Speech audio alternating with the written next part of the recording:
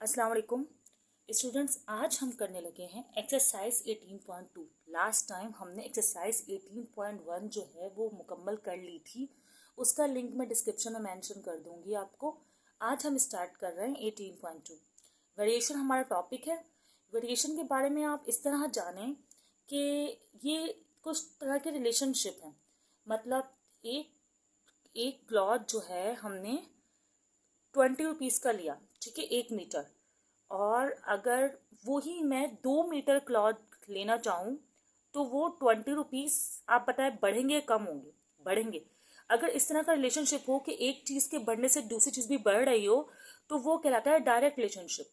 और अगर इस तरह का रिलेशनशिप हो कि एक चीज़ के बढ़ने से दूसरी चीज़ कम हो रही हो, दूसरी वैल्यू कम हो रही हो, तो वो कहलाता है इनडायरेक्ट रिलेशनशिप। इस तरह के रिलेशनशिप होते हैं वेरिएशन में। पहले हम सॉल्व कर रहे हैं क्वेश्चन नंबर 1। क्वेश्चन नंबर 1 क्या कह रहे हैं? क्वेश्चन नंबर वन में कह रहे हैं कि if y varies directly as x and y is equal to 10।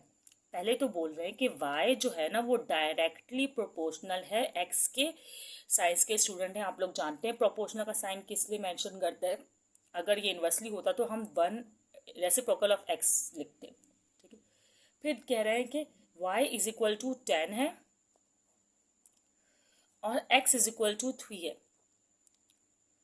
और कह रहे हैं कि आप फाइंड करें, 3 तरह की कंडीशंस आप फाइंड करें। ये आपके पास इस तरह का डाटा दिया हुआ और केस दिया हुआ है और आपको कहा हुआ है कि 3 तरह की कंडीशंस आप फाइंड करें। y in term of x, okay, y in term of x। Then ये आपका फर्स्ट पार्ट है। और फिर सेकंड पार्ट में कह रहे हैं y when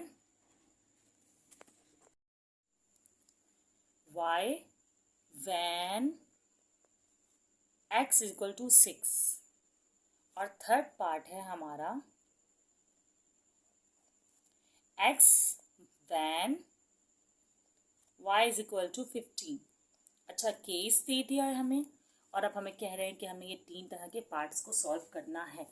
चले केस के मुताबिक देखते हुए हम सॉल्यूशन करते हैं, ठीक है। सॉल्यूशन किस तरह होगा? पहला केस जो है, हमें पता है y प्रोपोर्शनल टू x दिया, y in terms of x करना है। तो हम इस तरह सॉल्व करेंगे कि पहले हम निकाल लेंगे एक कांस्टेंट वैल्यू। y प्रोपोर्शनल होता है x के। अब मैं प्रोपोर्शनल का साइन हटाऊंगी, हर बार प्रोपोर्शनल का साइन हटाते हैं तो एक कांस्टेंट आता है। यहाँ पे कांस्टेंट है, सिंपल वेरिएशन में जो लिया जा रहा है k लिया जा रहा है, ओके। और फिर y और x की वैल्यू दी हुई है। y की वैल्यू क्या दी हुई है आपको? 10। और x की वैल्यू आपको क्या दी हुई है? 3, ओके। अब 3 यहाँ मल्टीप्लाई में है तो यहाँ आके क्या हो जाएगा? डिवीजन में आ जाएगा। तो ये आपके पास k की वैल्यू आ गई, ठीक है। अब आपके पास सेकंड जो केस है ना, उस केस को सॉल्व करते हैं। y की वैल्यू मालूम करनी है जब x 6 है तो k यही रहेगा। आपके पास जो क्वेश्चन है पार्ट 2 करने के लिए वो है y इज इक्वल टू के एक्स, ओके। अब y आपको मालूम करना है और k की वैल्यू जो है वो 10 रेसिप्रोक मतलब 10 फ्रैक्शन 3 आई हुई है और x की वैल्यू उन्होंने आपको दे दी है 6। तो आप क्या करेंगे? 3 1s आर, 3 2s आर और फिर y is equal to 10 2s are 20। ये हो गया आपके पास केस। इसी तरह केस 3 को अगर आप लोग देखें तो केस 3 पे क्या करेंगे आप लोग कि y इज इक्वल टू के एक्स। केस तो आपको दे चुके हैं, अब आपको निकाल y की वैल्यू दी हुई है तो आप y यहाँ प्लेस करेंगे, k जो है वो यहाँ प्लेस करेंगे और x की वैल्यू निकाल देंगे। x की वैल्यू निकालनी है ना आपने, तो जो ये डिवीजन में वो यहाँ जाके मल्टीप्लाई होगा और जो मल्टीप्लाई में है वो डिवीजन में आएगा। तो किस तरह केस बनेगा? x is equal to 15 multiply by 3 division by 10 और आपके पास आंसर आ जाएगा 5 2s और 5 3s और कटिंग नहीं हो रही तो 3 3s 9 और डिवीजन बाय 2। ये आपके पास जो है आंसर्स आ गए। k is equal to 10 fraction 3, y की वैल्यू जो आ गई जो उन्होंने मांगी थी 20 और x की वैल्यू आ गई 9 फ्रैक्शन 2, ठीक है। ये क्वेश्चन सॉल्व हो गया। सेकंड क्वेश्चन बिल्कुल एज इट इज ऐसा ही है। समझें बस, वैल्यूज़ का फ़र्क है, बिल्कुल ऐसा ही है। आपको फर्स्ट केस ये सॉल्व करना है, सेकंड ये और थर्ड ये, सिंबल चेंज है, अल्फ़ाबेट्स चेंज है। अगला क्वेश्चन मैंने जैसे कहा सेम है आपके लिए, तो अभी हम इसको करके ट्राई कर लेते हैं। क्वेश्चन में कहा गया है कि वी, अगर मैं फर्स्ट केस को बात करूँ, मैं क्वेश्चन नहीं लिख रही, डायरेक्टली सॉल्यूशन कर रही हूँ। फर्स्ट पार्ट अगर कहा जाए तो उन्होंने कहा कि वी प्रोपोर्शनल है टी के, ठीक है, वी प्रोपोर्शनल है टी के। तो आप क्या करेंगे पहले, और आपको इसी तरह वी की वैल्यू दे दी है इन्होंने कि वी की जो वैल्यू है वो है 15 और टी की जो वैल्यू है वो है 24। ओके, अब आप क्या करेंगे, वो ही जिस तरह ये ऊपर क्वेश्चन किया है आपने फर्स्ट, बिल्कुल वैसे ही करेंगे। v is equal to k और t, और फिर उसके बाद जो है आप लोगों ने क्या करना है कि v division t is equal to k, और फिर जस्ट वैल्यू प्लेस कर देनी है। v की वैल्यू क्या आपके पास 15 है और t की वैल्यू है 24। ये क्वेश्चन हो गया। पार्ट 2 में भी एज इट इज़ ऐसे ही करना है, बस आपको पार्ट 2 में निकालनी है putting the value of k करके। V when t is equal to 30। Okay, आपको दिया हुआ है टी इज इक्वल टू 30 और वी आपको फाइंड आउट करना है। तो फिर आप क्या करेंगे, के ये वी इज इक्वल टू के टी ही लिखेंगे, और आपको के की वैल्यू पता है 15 फ्रैक्शन 24 है, और मल्टीप्लाई करवा देंगे इसे टी से, जो ये वैल्यू दी हुई है 30, और फिर v लिख देंगे। जब आप इसको सॉल्व करेंगे, कट करेंगे, किस टेबल से कट हो रहा है, 24 6 के टेबल से कट हो रहा है, ठीक है। 6 5 आर और 6 4 आर, इस तरह बस यहीं कटिंग हो रही है, और फिर हम मल्टीप्लाई कर देंगे। अब आप क्या करें, 15 को 5 से मल्टीप्लाई कर दें। 15 को 5 से मल्टीप्लाई करेंगे तो आपके पास आंसर आएगा 75 आएगा। वैसे आप कैलकुलेटर भी यूज़ कर सकते हैं, सिंपली मल्टीप्लाई भी कर सकते हैं, और इसके नीचे 4, तो ये आपका आंसर हो गया वी का। अच्छा, अभी मैंने ये क्वेश्चन अभी करते करते मेरे दिमाग में ख्याल आया कि शायद हमारा जो ये है ना 15 और 24, ये भी किसी टेबल से कट हो रहा है। तो किस टेबल से कट हो रहा है, ये 3 के टेबल से कट हो रहा है। 3 5 आर और 3 8 आर, तो हमारे पास 5/8 आंसर है एक्चुअली के की वैल्यू। मतलब आप चाहें तो ऐसे लिख सकते हैं, क्योंकि जब हम कैंसिलेशन हो रही होती है ना तो हम कैंसिलेशन करते हैं। अब अगला पार्ट 3 हमारे पास क्या है कि हमें मालूम करना है, हमें दी हुई है v की वैल्यू 10 और आपको फाइंड आउट करना है t। सेम टू सेम इसी क्वेश्चन में पुट कर दें आप। v की वैल्यू 10 दी हुई है, k की वैल्यू 5:8 है, t फाइंड आउट करना है। 8 को वहाँ ले जाएं, 8 को वहाँ ले जाएं। 10 मल्टीप्लाई 8, 5 डिवीजन में आएगा, आपको पता है जो डिवीजन में होता है वो मल्टीप्लाई में जाता है, जो मल्टीप्लाई में होता है वो डिवीजन में आता है। कट कर दें, 5 1 आर 5 2 आर, तो क्या आंसर आ गया, 2 8 आर 16। टी की वैल्यू आ गई आपके पास 16। ये आपका क्वेश्चन नंबर 2 भी जो है सॉल्व हो गया है यहाँ पर। अब क्वेश्चन नंबर 3 हम लोग कर रहे हैं। क्वेश्चन नंबर 3 में कहा गया है कि u जो है वो केस जो दिया हुआ है, आपको कहा है u प्रोपोर्शनल है क्यूब रूट ऑफ v के। ओके, क्वेश्चन के स्टेप्स बिल्कुल सेम है, बस प्रैक्टिस क्वेश्चन चेंज है, तो इसलिए करवा रहे हैं आपको, क्योंकि सॉल्व क्वेश्चन चाहिए होते हैं आपको।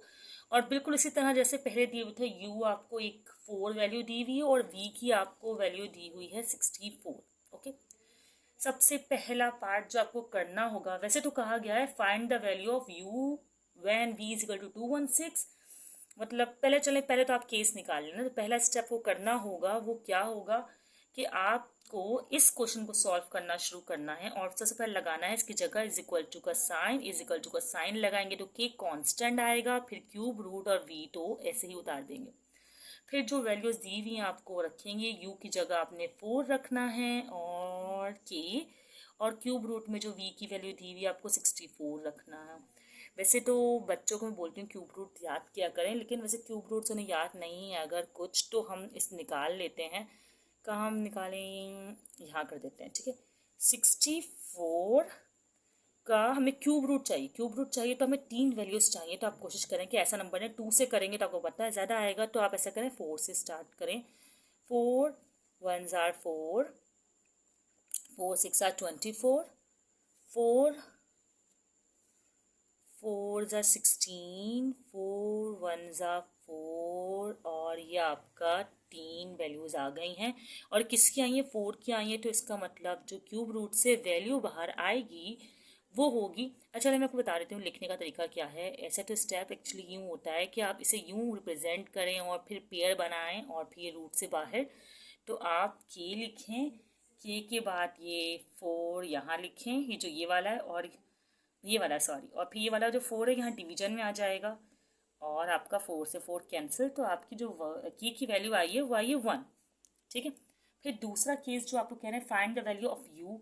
यू की वैल्यू आप मालूम करें। ठीक है, और यू की वैल्यू आप मालूम करें और आपको दी हुई है बी की वैल्यू। तो आप क्या करें कि यही के जो आपके पास केस है, u is equal to k, और ये क्यूब रूट v रखा आपने। u की वैल्यू आपको फाइंड आउट करनी है और k 1 है। तो आप यहाँ पे v216 लिखें और आप इसका भी इसी तरह एलसीएम कर लें। एलसीएम 216 का भी आपको क्यूब रूट मालूम करना है। तो 2 बहुत छोटा टेबल रहेगा, तो आप ऐसा करें कि 4 से कर लें। लेकिन चलें अच्छा 2 से ही करते हैं हम लोग। 2 1s are 2, 8s are 16, नहीं आपको पता है 2 10s are 20 करते हैं, यहाँ 0 आएगा। 2 10s are 20, 1 यहाँ carry, 2 8s are 16, 2 5s are 10, 2 4s are 8, 2 2s are 4, 2 7s are 14, then 3 9s are, 3 3s are and 3 1s are। तो ये हमारा एलसीएम हो गया। 3 पेयर 2 क्या है, 3 पेयर 3 क्या है। अगर हम इसे लिखेंगे तो हम इस तरह लिख कर दिखा देंगे कि 3 पेयर हमारे पास 2 के आए हैं और 3 पेयर हमारे पास 3 के आए हैं। ओके, तो ये हो गई वैल्यू, बाहर आ गई हमारे पास एक 2 और एक 3, और फिर आप इनको मल्टीप्लाई करवा देंगे। 2 1 2 2 2 3 6, ये आपके पास आ गया आंसर यू का। ठीक है, अब हमारे पास लास्ट पार्ट जो है वो कहा गया है। लास्ट पार्ट क्या है? ये सेकंड पार्ट में इस पार्ट्स नहीं है, इसमें एक्चुअली बस बोला गया फाइन। तो मैं इसे फिर भी इसे पार्ट्स के तौर पे लिख देती हूँ, लिखने में आसानी होगा। थर्डली इन्होंने कहा है कि find the value of v मालूम करें। u इज इक्वल टू 5, तो कर लेते हैं। u इज इक्वल टू के क्यूब रूट v, यहीं पे सामने सामने करती जाती हूँ। तो u इज इक्वल टू के, तो आपको पता है 1 है, और u की वैल्यू आपको 5 दी दी है, यहाँ आप 5 लिखें। ठीक है, और क्यूब रूट v ऐसे ही रहने दें। ठीक है, क्योंकि इस बार तक को v मालूम करना है, और अगर आपको v मालूम करना है, अब हमें क्या करना है, सिंपली क्यूब रूट ख़त्म करना है। तो 1 की कोई इंपॉर्टेंस नहीं होती, मैं 1 मेंशन सिर्फ बच्चों को कंफ्यूज ना करने के लिए कर रही हूँ, वैसे आप लोग हटा सकते हैं। और अब क्या करेंगे, आप क्यूब रूट लगा देंगे। और क्यूब रूट क्यों लगाएंगे? क्यूब को ख़त्म करने के लिए। जैसे स्क्वायर रूट लगाते हैं ना, क्यूब को स्क्वायर को ख़त्म करने के लिए, बिल्कुल वैसे ही। अब जो भी काम करते हैं मैथ का रूल है कि बोथ साइड करें। आप लिखेंगे taking cube on both side,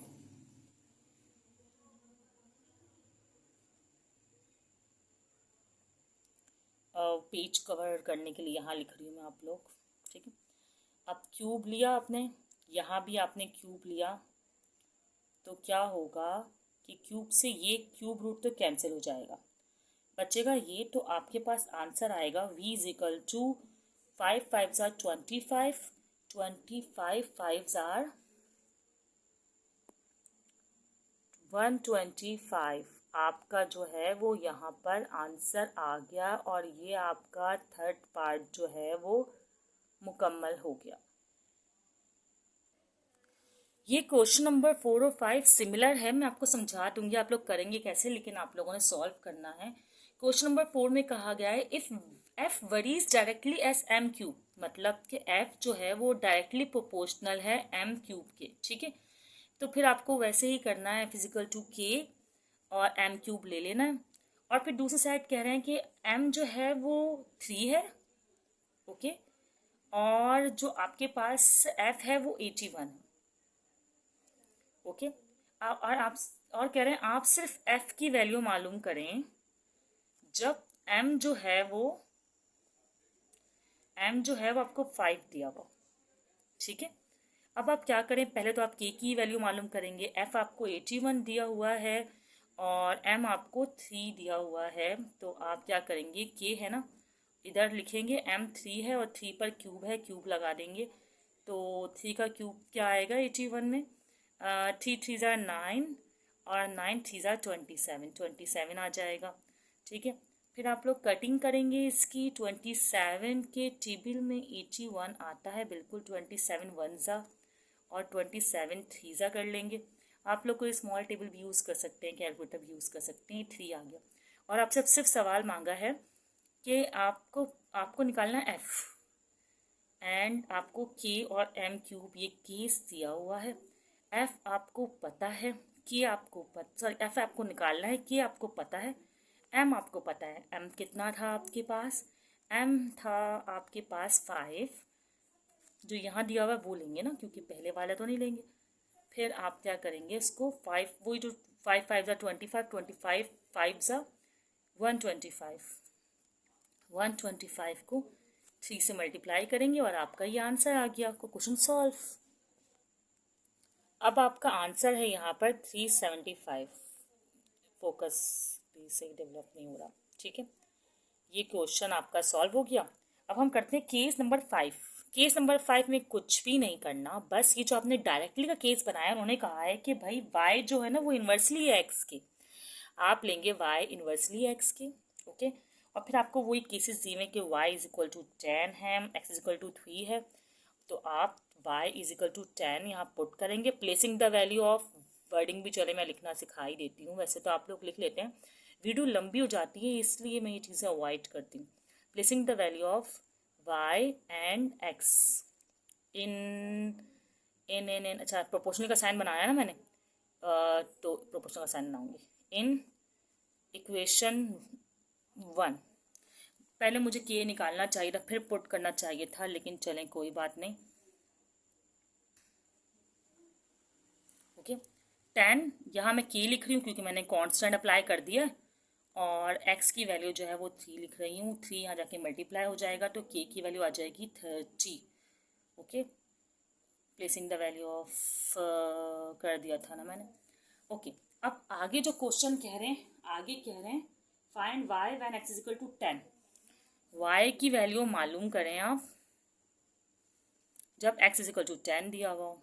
तो मेरे पास तो यही इक्वेशन है, k के साथ बल्कि लेनी है ना मुझे, तो मैंने यहाँ एक चीज़ मिस कर दी थोड़ी जल्दी में करने के लिए। एक्चुअली इक्वेशन जो बनी है ना वो आपकी ये बनी है, k अपॉन x, या यूँ कह सकते हैं अगर k को अगर आप रिप्लेस करें अलग तो आपकी इक्वेशन बनी है यूँ। तो खैर अभी आप इसमें पुट कर दें क्योंकि आपको y की वैल्यू निकालनी है। तो y is equal to k 30 है और x जो है वो 10 है, तो हमारे पास y की वैल्यू 10 1 ज़ा 10 3 ज़ा y की वैल्यू आ गई 3, ओके,